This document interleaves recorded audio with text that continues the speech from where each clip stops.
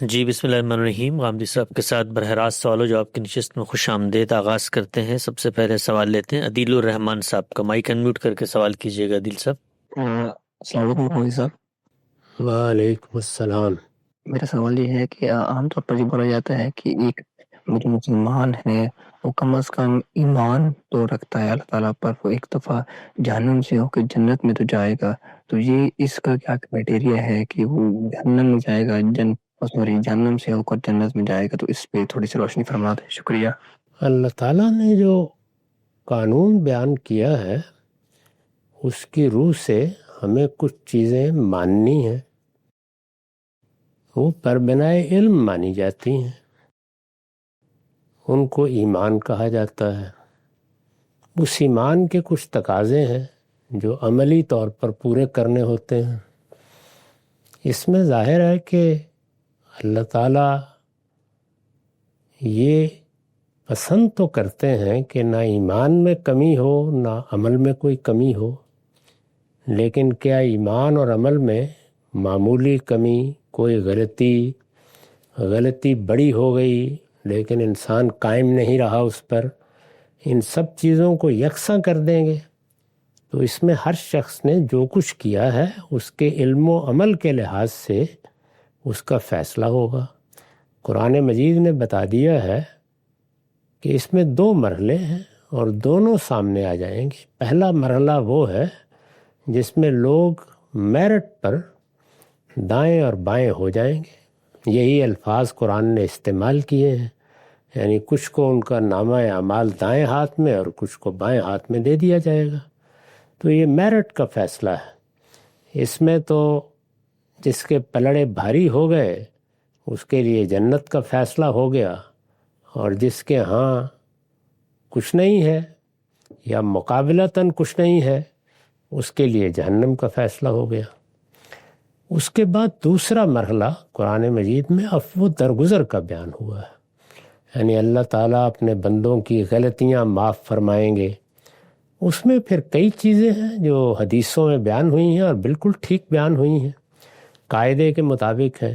ایسے لوگ بھی ہوں گے جن کے لیے محشر کی اس سختی ہی میں عفو درگزر کا فیصلہ ہو جائے گا. ایسے بھی ہوں گے کہ جن کو جہنم میں بھیج دیا جائے گا لیکن پھر کچھ سزا بھگتنے کے بعد وہ واپس آ جائیں گے. تو یہ پوری بات بیان کی گئی ہے، اس کو ایسے ہی سمجھنا چاہیے. ہم جب ایمان کا لفظ بولتے ہیں تو اس کا یہ مطلب نہیں ہوتا کہ فلاں اور فلاں آدمی اپنے آپ کو یہاں مسلمان کہتا ہے. ہم سب اپنے آپ کو مسلمان کہتے ہیں، یہ یہاں کا معاملہ ہے. یہاں کسی کے مسلمان ہونے کا انحصار اس کے بیان پر ہے. قیامت میں وہ ایمان زیر بحث آئے گا جو دل میں ہوتا ہے اور جس کی انسان کے اعضاء و جوارح تصدیق کرتے ہیں.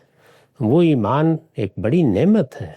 اس کا مطلب یہ ہے کہ آدمی نے اپنے علم کا صحیح استعمال کیا اور حقائق کا اعتراف کیا.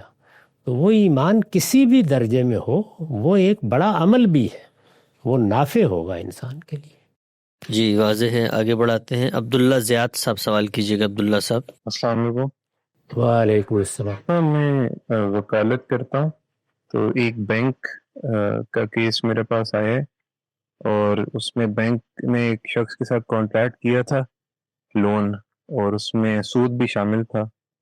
تو اس بندے نے جانتے بوجھتے ہوئے وہ کانٹریکٹ کیا اور سائن بھی کیا کہ وہ اتنی اماؤنٹ دے گا اور اتنا سود دے گا. لیکن اب وہ بندہ ڈیفالٹ کر رہا ہے اور نہ پرنسپل اماؤنٹ دے رہا ہے اور نہ سود دے رہا ہے.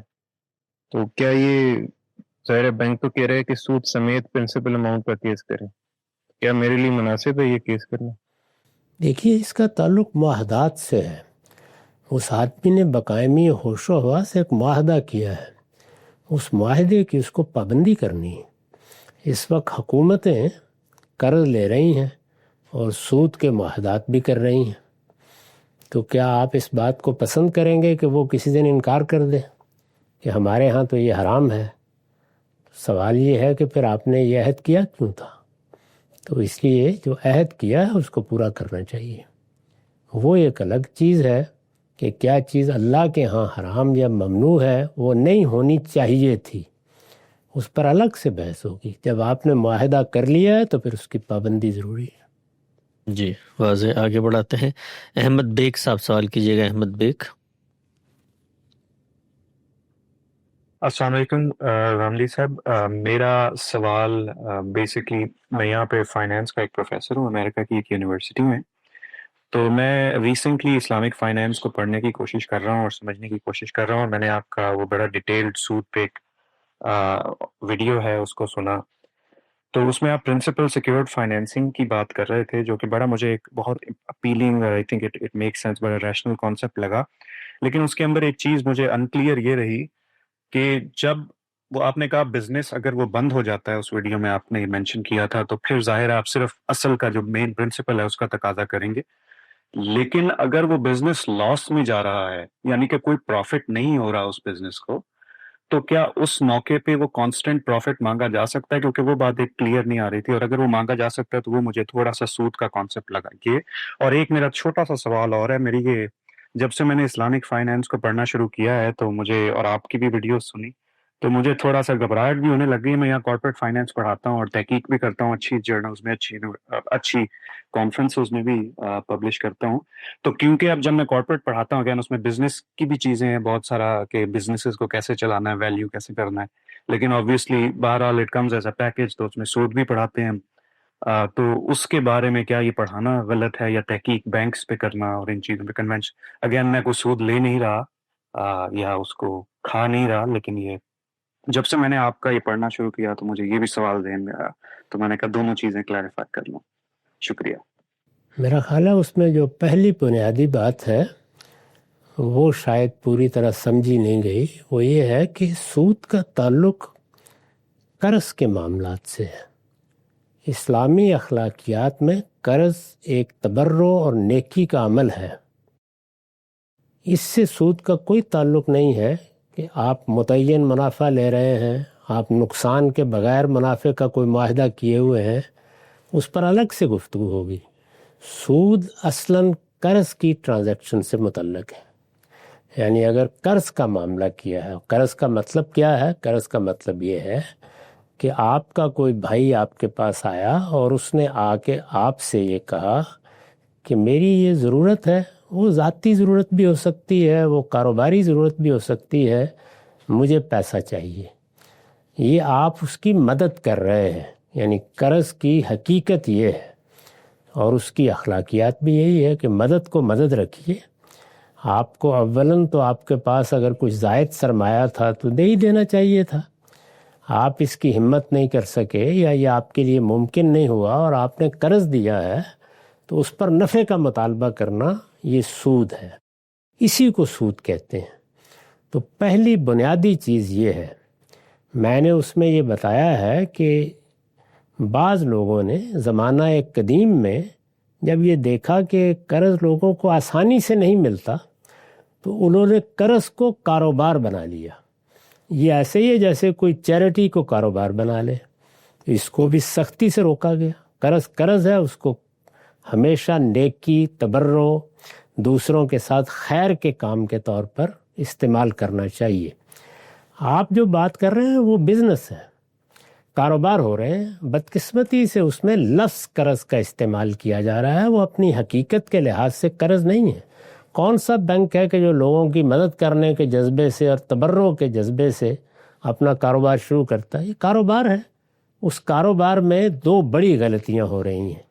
ایک، لفظ قرض کا استعمال، یہ ختم ہو جانا چاہیے.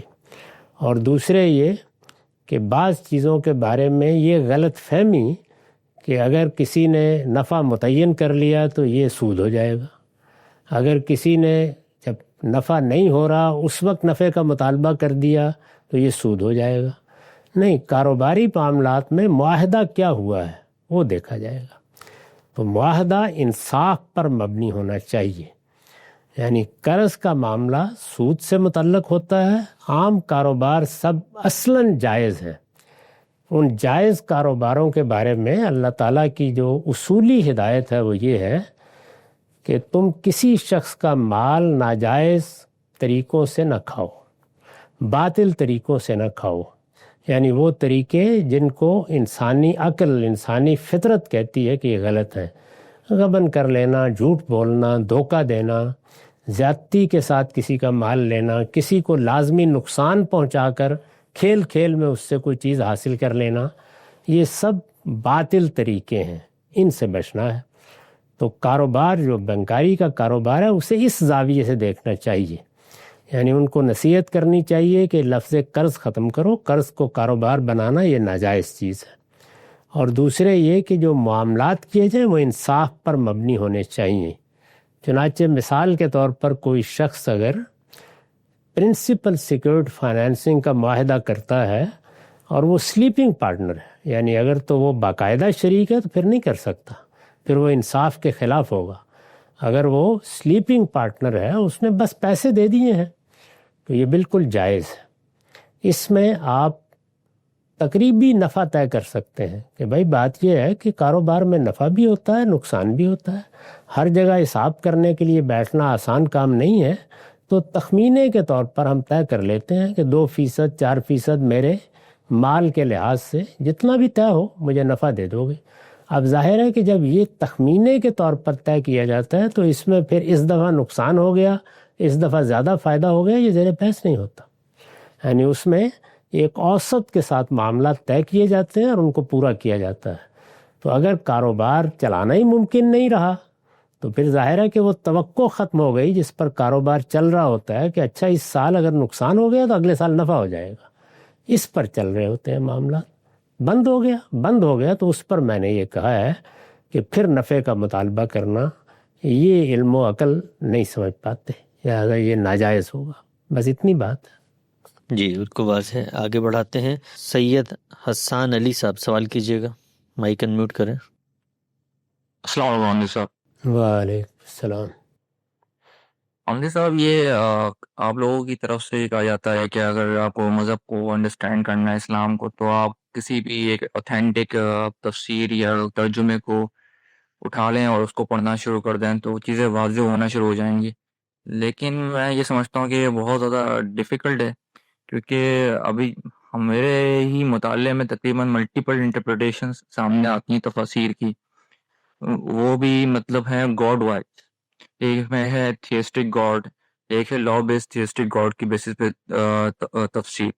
تھیسٹک بیس پہ جو تفسیرز ہیں، کامنٹریز ہیں، جن میں آپ کی بھی کامنٹریز شامل ہیں، جس میں میزان کے اندر بھی آپ نے بیان کیا اور بیان کے اندر بھی، جس میں آپ خدا کی جو ایٹریبیوٹس کو اور ٹریٹس کو جو بیان کرتے ہیں وہ ایسا ہیں کہ وہ خدا ایسا ہے کہ وہ کائنات سے ہر انڈیویجول بندے سے انٹریکٹ بھی کر رہا ہے. تو ایک تو انٹرپریٹیشن یہ بھی ہو رہی ہے. دوسری ایک ہے کہ لا بیسڈ تھیسٹک گاڈ کی بیسس کے اوپر انٹرپریٹیشن قرآن کی، جس کی مطلب سر سید احمد خان پھر اس کی لیگیسی کو پرویز صاحب نے بھی کیری کیا. پھر ایک ہمیں انٹرپریٹیشن ایک نظر آ رہی ہے ڈیسٹک گاڈ کی بیسس کے اوپر بھی. اس میں تو وہ پروفٹ کو بھی نظر انداز کر دیتے ہیں. وہ کہتے ہیں کہ پروفٹس جو تھے they were very good people، انہوں نے کائنات کو سمجھا، سوچا، غور و فکر کیا، اور اس بیسس کے اوپر کوئی بھی اگر کائنات کو اوپر سوچے گا، غور و فکر کرے گا، وہ نبی ہو سکتا ہے جو کائنات کے حوالے سے ہمیں انفارمیشن دے. تو مطلب یہ کہ 3 انٹرپریٹیشنز مل رہی ہیں ہمیں گاڈ کے بیسس کے اوپر.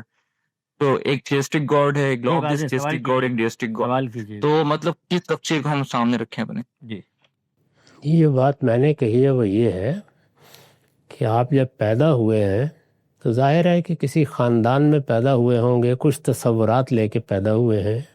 اب آپ دین کو سمجھنا چاہتے ہیں تو آپ کو جو اپنے ذہن کے قریب کوئی ترجمہ لگتا ہے، سادہ ترجمہ پڑھیے. میں نے تو تفسیر نہیں تجویز کی کبھی عام لوگوں کو. آپ سادہ ترجمہ پڑھیے قرآن مجید کا.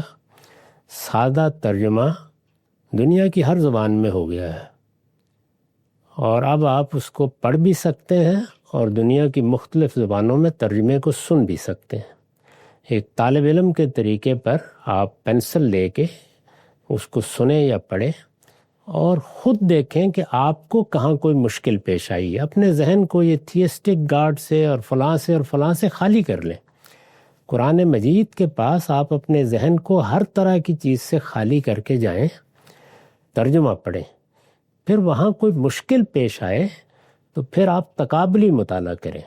تو میں نے یہ عرض کیا تھا کہ اس میں جو ہمارے ہاں تفاسیر اردو زبان میں ہے، عربی زبان میں بھی یہی صورتحال ہے، فارسی میں بھی ایسے ہی ہے. جن زبانوں کو ہم جانتے ہیں ان زبانوں میں یہی طریقہ ہے کہ آپ کے پاس یا تو سلفی نقطہ نظر کی کوئی تفسیر ہوگی یا ہمارے روایتی علم کی بنیاد پر کوئی تفسیر ہوگی، اور یا دور حاضر میں جو بعض ایسے لوگ پیدا ہوئے ہیں جنہوں نے اپنی مجتہدانہ بصیرت سے نئے مدرسہ فکر کو وجود بخشا ہے.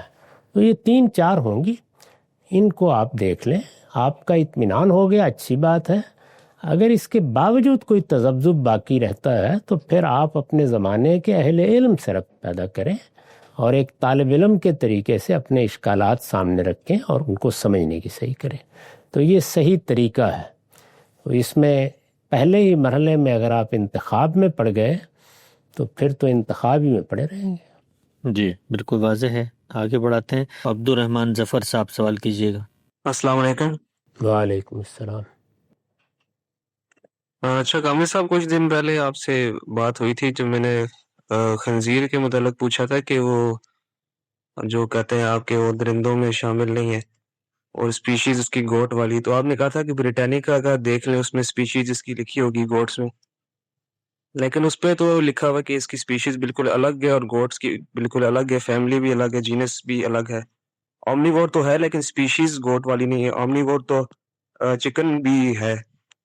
تو اس میں یہ نہیں کہہ سکتے ہم کہ جو ٹریڈیشنل علماء کی انڈرسٹینڈنگ ہے کہ بس اللہ کا حکم ہے اس لیے حرام ہے، اس کی حکمت ابھی پوری طریقے سے واضح نہیں ہوئی ہے، تو اس کے متعلق تھوڑا بتا دیں.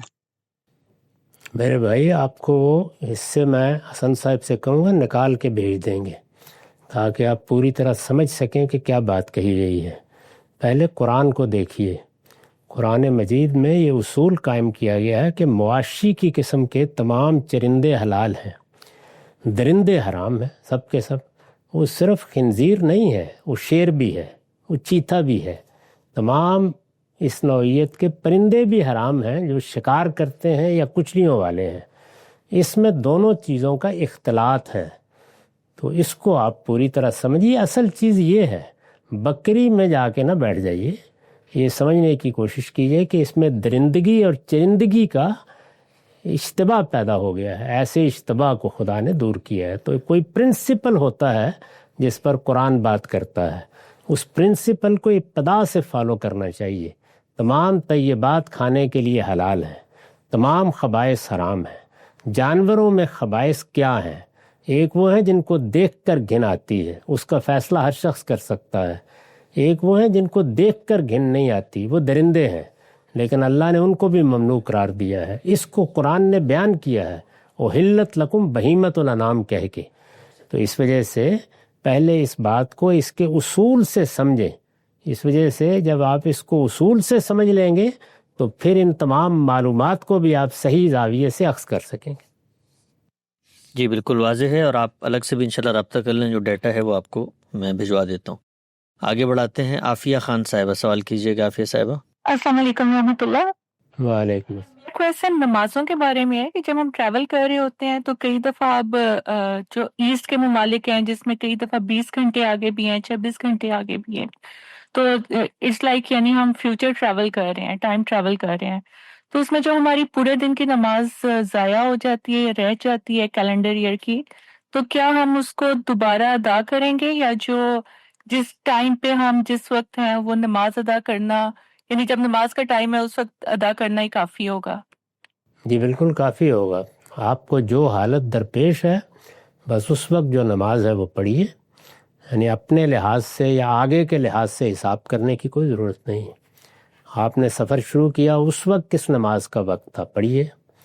راستے میں کون سی نماز آ گئی بتایا گیا ہے یا آپ نے اس کا کوئی اندازہ کیا، اس کو پڑھتے چلے جائیے. تو اللہ تعالیٰ اسی طرح دیکھیں گے جس حالت میں بھی ہے. روزے میں بھی ایسے ہی ہے. آپ یہاں سے چلے ہیں تو ظاہر ہے کہ اب آپ یہاں کے لحاظ سے تو روزہ نہیں کھولیں گے، جہاں اتریں گے وہاں روزہ کھل جائے گا، کھول لیجیے. تو ہمیشہ جو صورتحال درپیش ہو اللہ کے احکام اسی سے متعلق ہوتے ہیں. جی واضح ہے. مصطفیٰ صاحب سوال کیجیے گا. مصطفیٰ. جی السلام علیکم ورحمۃ اللہ وبرکاتہ. وعلیکم. میرا غامدی صاحب سے سوال میرا یہ ہے کہ غامدی صاحب جب ہم قرآن پاک کو دیکھتے ہیں تو قرآن پاک مختلف قرات کے اندر موجود ہے، 7 قرات سبع عشرہ جس کو کہتے ہیں وہ بھی موجود ہے، اور جب اس کی تفسیر کی طرف جاتے ہیں تو متعدد تفاسیر بھی موجود پائی جاتی، ہر کسی نے اپنے انٹرپریٹیشن کی ہوئی ہے، الگ الگ دیکھی جاتی ہے، ہر کسی نے بلکہ مکتب فکر بھی بن گئی قرآن کی الگ الگ تشریحات پر. تو کیا ہم نے وہی سلوک نہیں کیا جو باقی آسمانی کتابوں کے ساتھ کیا گیا تھا؟ ہر طرح کا سلوک میرے بھائی ہوتا رہتا ہے، بس خود اچھا سلوک کرنا چاہیے. لوگوں نے کیا سلوک کیا ہے وہ میں بھی جانتا ہوں، آپ بھی جانتے ہیں. اچھا سلوک خود کرنا چاہیے. جب آپ یہ فیصلہ کر لیں گے کہ آپ کو اللہ کی ہدایت صداقت کے ساتھ حاصل کرنی ہے، سب دروازے کھل جائیں گے. اس میں پھر آپ میں گلہ پیدا ہونے کی بجائے شکر گزاری کا احساس پیدا ہوگا. یعنی اس قرآن مجید کو ہم تک کس نے پہنچایا ہے؟ یہی امت پہنچا رہی ہے، بری ہے یا بھلی ہے. اللہ کے دین میں جو چیزیں ہمارے کرنے کی ہیں، جس کو سنت کہا جاتا ہے، وہ کس نے منتقل کی ہیں؟ یہی لوگ منتقل کر رہے ہیں، اور بغیر کسی اختلاف کے کر رہے ہیں. تو اس وجہ سے اگر کسی جگہ کوئی غلطی ہو جاتی ہے یا کوئی اختلاف ہوتا ہے تو اس کو ایک طالب علم کی طرح سمجھنا اور سلجھانا چاہیے. آپ یہ فیصلہ کر لیں، آپ کے لیے شارع اتنی واضح ہو جائے گی کہ آپ کو حیرانی ہوگی کہ میں کس طرح سرگردانی پیدا کر لیتا تھا. تو اگر لوگوں کو دیکھتے رہیں گے تو دنیا ہے، اربوں کی تعداد میں لوگ ہیں، سب لوگ اپنے اپنے طریقے سے چیزوں کو سمجھ رہے ہیں. اس سے بے نیاز ہو کر سچے طالب علم بنیے. اس پروردگار نے وعدہ کیا ہے کہ وہ آپ پر چیزوں کو کھول دے گا. جی بالکل واضح ہے. تو اجمل صاحب آپ سوال کیجئے مائک انمیوٹ کر کے. جی السلام علیکم. جی وعلیکم. صاحب میرے بیٹے کا سوال تھا بیسیکلی حضرت عیسیٰ علیہ السلام کے بارے میں، کہ کیا ان کے کوئی سبلنگ بھی تھے، اور حضرت مریم علیہ السلام کے بارے میں کہ کیا انہوں نے بعد میں کوئی شادی بھی کی تھی؟ یہ ذرا بتائیے گا اس پر. جی بات کے بارے میں ہمیں کوئی مستند معلومات نہیں ہیں، اس وجہ سے اپنے دماغ کو تکلیف بھی نہیں دینی چاہیے. اتنی بات معلوم ہے کہ جس وقت ان کے ہاں ولادت ہوئی اس وقت نہ صرف یہ کہ وہ شادی شدہ نہیں تھیں، بلکہ کسی سے بھی ان کا کسی بھی زاویے سے کوئی تعلق نہیں تھا. اس کو قرآن نے بھی بیان کر دیا ہے، اس کو انجیل بھی ایسے ہی بیان کرتی ہے. تو ہماری دلچسپی تو مسیح علیہ السلام سے ہے. بعد میں انہوں نے کیا کیا کیا نہیں کیا، ممکن ہے شادی کر لی ہو. جی واضح. سندس گلزار صاحب سوال کیجیے. سندس گلزار. ہاں جی، میرا نا ایک بڑا پرسنل نوعیت کا آپ سے سوال ہے گامدی صاحب، کہ نا میں چاہتی ہوں کہ نا میں بڑی کوشش کرتی ہوں کہ میں اللہ تعالیٰ سے اپنی محبت کو بڑھاؤں ہر چیز سے بڑھ کر، لیکن مجھے لگتا ہے کہ میں اس میں نا ناکام ہو جاتی ہوں بار بار. اور میں ایک سنگل پیرنٹ ہوں اور میری ایک ہی بیٹی ہے اور وہ بہت زیادہ بیمار ہے. تو جو نا مجھے کبھی کبھار اس طرح لگتا ہے کہ وہ جو اللہ تعالیٰ کہتے ہیں کہ مجھ سے زیادہ آپ کسی چیز سے محبت کرو گے تو آپ سے میں وہ لے لوں گا، میں آپ کو اس کے ذریعے سے آزماؤں گا. تو میں بڑی کوشش کرتی ہوں کہ میں اس سے کم محبت کروں اور اللہ تعالیٰ کی محبت میرے دل میں سب سے زیادہ ہو. لیکن مجھے لگتا ہے کہ میں اس میں بڑی ناکام ہوتی ہوں اور مجھے بڑا خوف آتا ہے. پھر میں کہتی ہوں اگر اللہ تعالیٰ نے خدا نخواستہ اس کو کچھ کر دیا تو میرے دل میں شکوے بہت پیدا ہوتے ہیں، میں اللہ کی رضا میں اس طرح راضی نہیں ہو پاتی. تو میں ایسا کیا کروں کہ میں اللہ کی رضا میں ہی راضی رہوں ہر چیز میں؟ اللہ تعالیٰ نے تو کسی جگہ ہی بیان نہیں کیا کہ جس چیز سے زیادہ محبت کرو گے لازماً لے لوں گا. جن چیزوں سے ہم محبت کرتے ہیں وہ بھی بعض اوقات اللہ تعالیٰ لے لیتا ہے، اور جن سے نہیں کرتے وہ بھی لے لیتا ہے.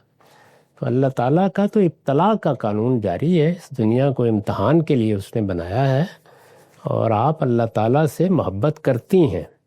یہ آپ کا اضطراب بتا رہا ہے کہ آپ کو اللہ سے محبت ہے. اس وجہ سے اعتماد کے ساتھ رہیے. اللہ تعالیٰ سے محبت کا یہ مطلب نہیں ہے کہ آپ اپنی بیٹی سے محبت کرنا چھوڑ دیں. وہ فطری محبت ہے، وطن کی محبت، اولاد کی محبت، ماں باپ کی محبت، یہ اسی پروردگار نے ہمارے دل میں ڈالی ہے. لہذا اس محبت کو آپ کوئی مسئلہ نہ بنا لیں اپنے لیے ذہنی طور پر.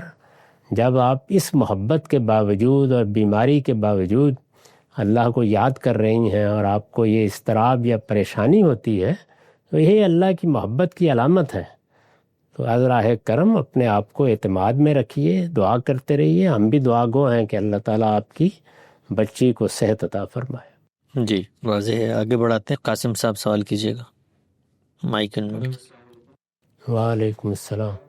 رامو صاحب 15 سال پہلے جب میرے اندر علم کو اور اسپیشلی سائنس کے علم کو گہرائی سے حاصل کرنے کا شوق پیدا ہوا، تب ایک بہت بڑی کمی محسوس ہوئی کہ ہمیں علم تو سکھا دیا جاتا ہے لیکن علم کے پیدا ہونے کے پروسیس سے نہیں گزارا جاتا. اور میرے حساب سے یہی وہ طریقہ ہے جس سے انسان سوچنا سیکھتا ہے. اور پچھلے دنوں جب آپ کے فلسفے کا سیریز دیکھا تو میرا دل خوش ہو گیا. بالکل اسی انداز سے آپ نے فلسفہ سکھایا جیسے مجھے ہر علم سیکھنے کا شوق ہے. تو غامدی صاحب، سوال یہ ہے کہ اس طرح کے پڑھائی کے نظام کو عام کرنے کے لیے آپ کیا تجویز پیش کریں گے؟ ایسے تمام معاملات میں صحیح طریقہ یہ ہے کہ ہم کیا کر سکتے ہیں. تو آپ لوگوں کے لیے کوئی خدمت کر سکتے ہیں تو آپ کیجئے. صحیح بات کرنی چاہیے، یہ پہلی ذمہ داری ہے. جب آپ صحیح بات کریں گے یا صحیح طریقہ اختیار کریں گے تو توقع ہے کہ دوسرے بھی اس سے سیکھ لیں گے. اس لیے پوری کوشش یہ کرنی چاہیے کہ ہمیں اللہ نے کیا صلاحیت دی ہے اور اس میں ہم کیا صحیح طریقے پر کوئی خدمت کر سکتے ہیں. آپ 2 4 10 لوگوں کو بھی اگر یہ بتا سکتے ہیں یا سمجھا سکتے ہیں کہ علم ایسے حاصل کیا جاتا ہے. علم معلومات جمع کرنے کا نام نہیں ہے. علم چیزوں کے اندر اتر کر ان کے باہمی ربط کو تلاش کرنے کا نام ہے. یعنی الگ الگ چیزوں کا امتیاز تو اللہ تعالیٰ نے ایک سطح پر جانوروں کو بھی دیا ہے، وہ بھی گھاس اور پتھر میں فرق کر لیتے ہیں. لیکن اصل چیز یہ ہے کہ آپ اس امتیاز و ادراک کو علم میں بدلیں. تو علم میں یہ چیزیں بدلتی ہیں جب آپ بنیاد سے ان کو سمجھتے ہیں. ہماری کوشش یہی ہوتی ہے کہ جن علوم سے ہم وابستہ ہیں ان کو اگر کسی وقت پڑھائیں تو ایسے ہی پڑھائیں. فلسفہ اسی طریقے سے سکھایا جائے کہ وہ بنیادی بات کیا ہے جہاں سے یہ پیدا ہو رہا ہے، انسان کا وہ کیا مسئلہ ہے جس کو وہ حل کرتا ہے تو نتیجے کے طور پر فلسفہ وجود میں آ جاتا ہے. وہ کیا مسئلہ ہے جو سائنس کو وجود بخشتا ہے. اعلیٰ حاصل قیاس، عمرانیات، سماجیات، سیاسیات، سب علوم میں ایسے ہی ہوتا ہے. اللہ کی کتاب کا معاملہ بھی یہی ہے. اس میں بھی پہلے بنیاد کو تلاش کرنا چاہیے، پھر اس سے آپ علم پھوٹتا ہے. تو یہی وجہ ہے کہ آپ انسانوں کا اگر مطالعہ کریں تو جس طرح وہ سیاسی لحاظ سے 3 ہی حصوں میں تقسیم ہوتے ہیں. یعنی ان میں وہ لوگ ہوں گے جو روایت پسند ہوتے ہیں، بڑی تعداد انہی کی ہے. وہ لوگ کہ جو اپنے مزاج اور اپنی افتاد طبع میں آزادانہ ہوتے ہیں، لبرلز ہوتے ہیں. اور بڑی ہی ایک مختصر تعداد ہے 4-5% جو قوموں میں نظریاتی لوگوں کی ہوتی ہے. استدلال ہوگا، نظریے ہوں گے، ان کی بنیاد پر آراء قائم کریں گے. تو جب بھی آپ سیاست کو سمجھنا چاہیں تو پہلے انسانوں کو سمجھیں کہ وہ کس کس طرح کے ہوتے ہیں. علم میں بھی بالکل یہی صورتحال ہے. یعنی ایک بڑا حصہ شخصیات کے حوالے سے دین کو سمجھتا ہے، بہت بڑی تعداد انہی لوگوں کی ہے. اس میں درجات کا فرق ہوتا ہے. اصلاً شخصیات ہی فیصلہ کن ہوتی ہیں. اس کے بعد دوسرے وہ لوگ ہیں کہ جو شخصیات کے سحر میں تو اس حد تک مبتلا نہیں ہوتے لیکن چیزوں کو جز جز میں دیکھتے ہیں اور اسی لحاظ سے ان کو قبول کرتے ہیں. یہ سلفی فکر اسی کی تعبیر ہے. اور ایک بڑی قلیل تعداد ہے جو دین کو بھی سمجھتے وقت ایک پورے نظام فکر کے طور پر دیکھتی ہے، چیزوں کی کلیت میں ان کو سمجھتی ہے، ان کے باہمی تعلق کو جانتی ہے، ان کو ملا کے دیکھ سکتی ہے، جس کو میں فقہ و تدبر کا منہاج کہتا ہوں. تو یہ تینوں چیزیں موجود ہیں. اس وجہ سے آپ لوگوں کو اتنا ہی سکھا سکتے ہیں جتنا اللہ تعالیٰ نے ان کو سیکھنے کے قابل بنایا ہے. آپ کو اگر اللہ نے یہ توفیق دی ہے تو بس آپ اس سے فائدہ اٹھائیں اور اپنے اس سے نفع پہنچائیں دوسروں کو. جی بہت شکریہ. خاتمہ کرتے ہیں، انشاءاللہ اگلے ہفتے ملتے ہیں.